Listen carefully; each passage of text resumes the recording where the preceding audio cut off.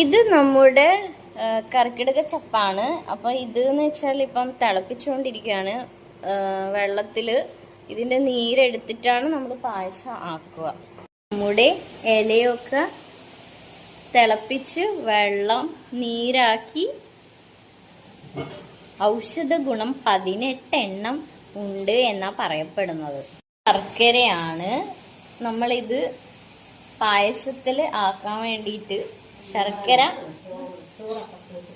വെള്ളത്തിൽ ചൂടാക്കുന്നു. ആണ് നമ്മുടെ പച്ചരി നമുക്ക് പായസം ആക്കാൻ വേണ്ടിയിട്ട് കഴുകി വെച്ചിരിക്കും. ഇപ്പം അരി നമ്മൾ ഈ വെള്ളത്തിൽ ഔഷധം ഉള്ള വെള്ളത്തിലിടും. ഏകദേശം വേവിക്കാൻ അങ്ങനെ ഇതാണ് ഔഷധ ഗുണമുള്ള.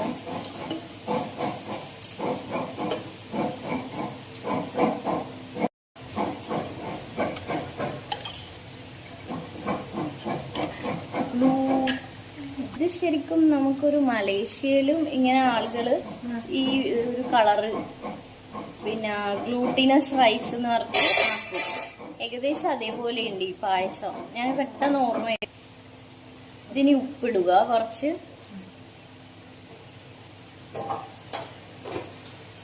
എന്നിട്ട് നമ്മൾ ഇതിനെ വേവിക്കാൻ വെക്കുന്നു. വേവിച്ച ഈ നമ്മുടെ റൈസാണ്. ഇതിലേക്ക് ഇപ്പോൾ നമ്മൾ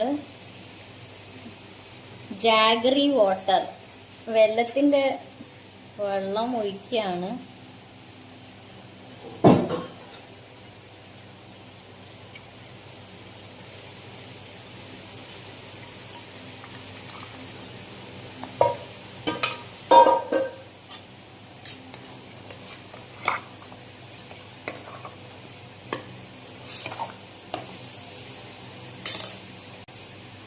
കുറച്ച് ഇനി ഇത് ഏലക്ക അല്ലേ, ഏലക്ക പൊടി, ഏലക്കയും ഇടുക.